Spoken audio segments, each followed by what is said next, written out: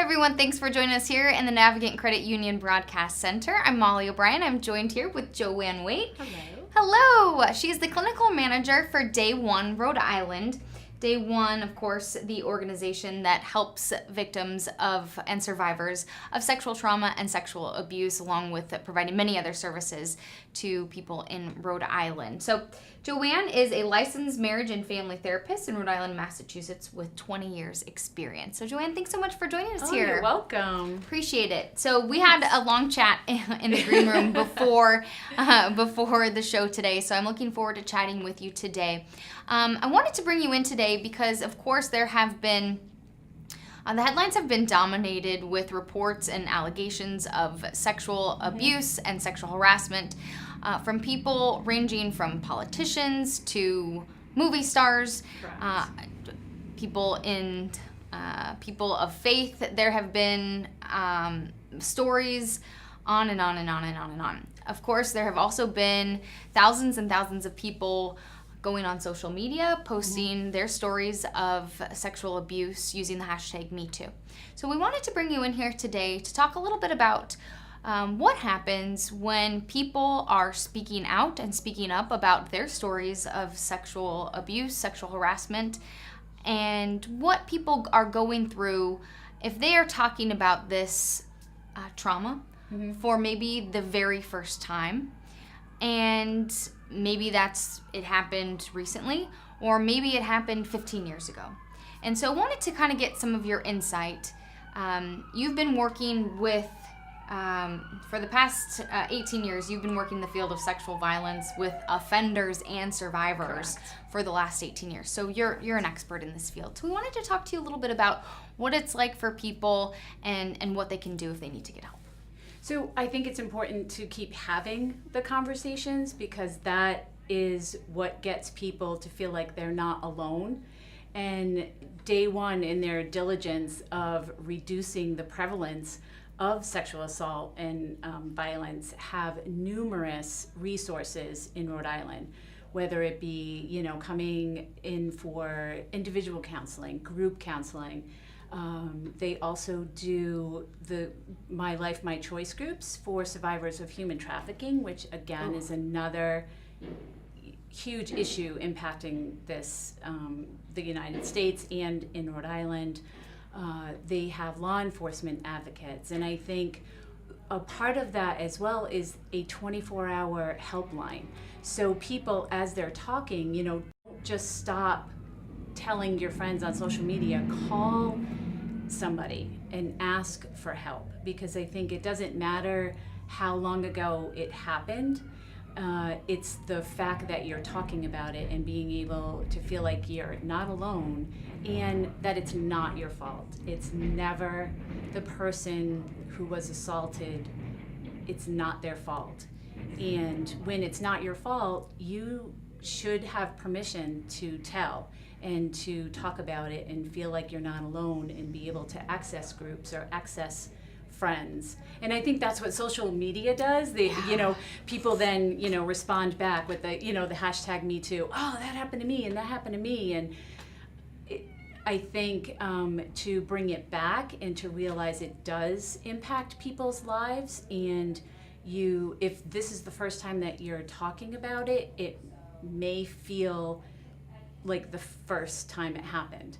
So it's super important to get help, not just from your social media friends, but a clinician and people who are experts in dealing with trauma and how it has an impact on your life and your decisions and all the societal networking that people do. They found their voice in telling, which is awesome.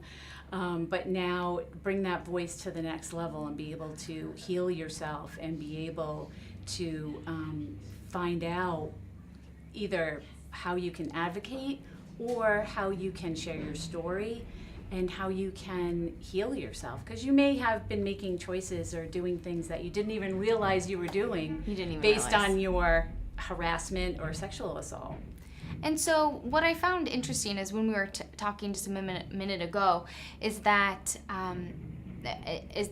people are opening up possibly on social media or talking to the press or whatever the case may be, you said this might be the very first time Yes. that people are talking about their abuse or trauma or harassment.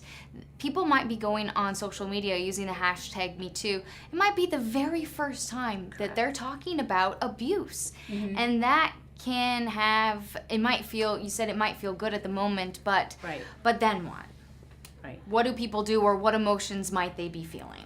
So I think they probably are feeling overwhelmed in recognizing, 'cause actually sometimes people might not even realize they've been a victim of harassment or assault because maybe at the time they didn't really think about it. They Yeah, kind of that's brushed true. it off, or, oh, well, I'm just not going to think about it. And it might be overwhelming to realize that, yes, that happened to me, and they're calling it assault now. They're calling it harassment. That's true, because 15 years ago, Correct. something that happened in the office, Correct. it might have just been Correct. cultural norms back then, right? And Right. now So that's this not. this happened to me. So, wow, that's huge. So it might be overwhelming. It might be a relief that they can talk to somebody about it and be able to find some support and help.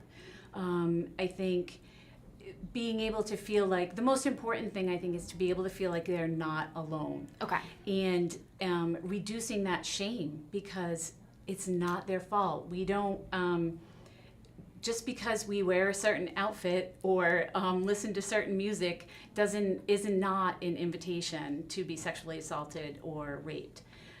So I think being able to talk about it and the awareness that's happening now is phenomenal. Not only for the people that are talking about it and realizing that this happened to them and being able to heal from that trauma, but it's also helping the next generation of young men and women and children realize that, oh, no, these things are not supposed to happen to me.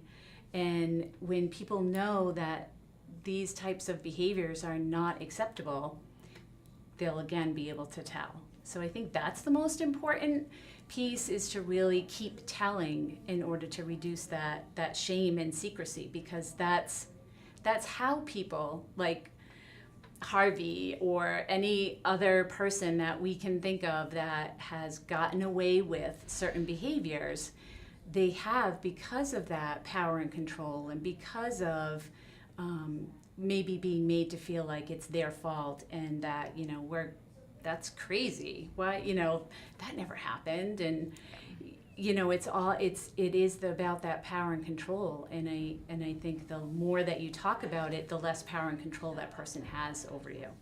Is it okay, do you think, is it a healthy outlet for people to talk to people on social media that aren't professionals dealing with sexual abuse, sexual trauma, sexual harassment? Or do you think that if people have been victims, at this point, is it okay to talk to anybody? So I would say that you would need to talk to a professional. Okay. Because of the fact that you don't know who you're talking to, so that person might be traumatized and not ready to talk about whatever their experience has been. And I think if you are a good friend and you are that person that people talk to and tell their secrets to, being able to say, hey, call this number. I'm gonna interrupt you right now, because we do have the number for Day One. So Great. if you or someone you know and care about does need support, 24-hour hotline for Day One is 1-800-494-8100. And so we have that posted on our Facebook, and I'll put a link to it as well as to Day One on our website as well. Okay, continue. Right. Because I hadn't said it yet, and I apologize for that. No, that's fine. Because that people have told their friends things, and then you don't know what to do with it, and then you might feel bad because you don't know how to help that person. So I think, or that friend being able to go with them to the police station if it's something that you want to report, or to the hospital if you want to have a rape kit done, or be able to have the support of friends is phenomenal, because sometimes people don't have that. But the next step really is to talk to that professional and be able to have trauma-focused and trauma-informed treatment, because it is a different part of treatment, and it is very important because you don't even realize how it affects your life and your decision making and things like that. Yeah, I mean, and you're hearing stories of people, I've read stories, you see people that their decision making process could be totally altered. They might have left a job and then taken a totally different career path, or might not be working at all anymore. Right. I mean, decision making process in terms of lifestyle choices, in terms or your of friends who you choose to hang friend out choices, with or marry. Yes. I mean, the whole you might not know your decision making process, so getting professional help, joAnne just mentioned, is the right way to go. Maybe not. So if you have opened yourself up, if you've made the choice to talk about it, if you are a survivor of sexual abuse, sexual trauma, sexual harassment, please use the services that we have at our disposal here. Day One, We do. A great resource. And we also, in addition to that, you can also empower yourself. And this is where I just was going with that. Yeah, so let's talk about that. So Sure. You've mentioned, joAnne, that it's really important to know that it's not your fault, to know that you're not alone, and that where we're going next is to empower yourself. And we've talked about talking about these things. I've spoken with other people about empowerment. You're amazing. You teach classes about this. Talk to me about some of the ways that we can all empower ourselves, even if we're not survivors. So you're going to take our next class, you mean? Well, once I get better, once my hip surgery, What's your hip surgery? is in full, I'm done with the healing Do some process. kicking. Yeah, It's great. I can do it with my other It's good leg. therapy. That's very true. So talk to me a little bit about how we can work towards empowerment. So there are a couple of programs that are in Rhode Island, and before I came to Day One, I have been teaching rape aggressive defense classes. It's a self-defense class for women. It's a national program, and we also teach RAD Kids. So it's two different programs, but the RAD for Women program is for women ages, the youngest I've taught is about 14. That's Like great. those girls walking across the street right now. From 14 to the oldest one I've had in class was 85. Wow, that's amazing. So we teach the RAD classes, and that is an empowerment program, and we talk about awareness and intuition and how to fight back. So students do learn tactics, and they're able to take care of themselves. And it's a great experience. You know, we've been in Rhode Island, we've been teaching classes with numerous police departments in Rhode Island at this point for about 15 years. So call your local police department. But right now, East Providence, I work with East Providence, Newport, Middletown, Barrington. So there's different police officers that are RAD instructors, and we all teach together and we network. And actually CCRI, Brown, and RISD also offer the RAD program to their students. And then RAD Kids is a younger kid program, and that's ages 3.5 to 12.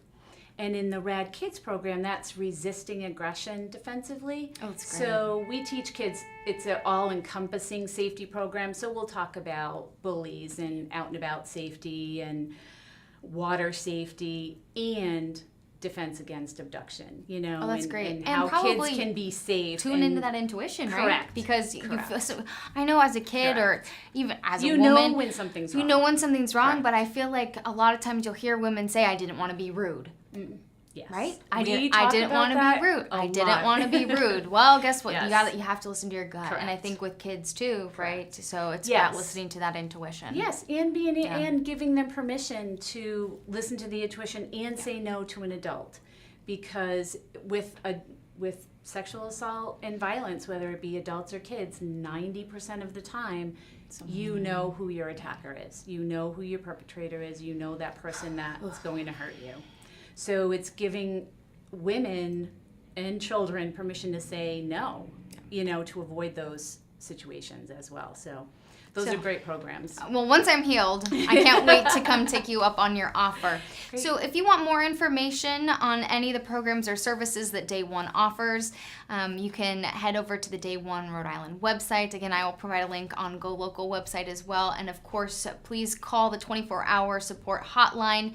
They also have information that you can link into as well. Again, that number is 1-800-494-8100. joAnne, thank you so much for joining us today. It was a pleasure to chat with you. I hope you'll come back again and fill us in. Please hang tight with us, everyone, as we get set up for our next guest.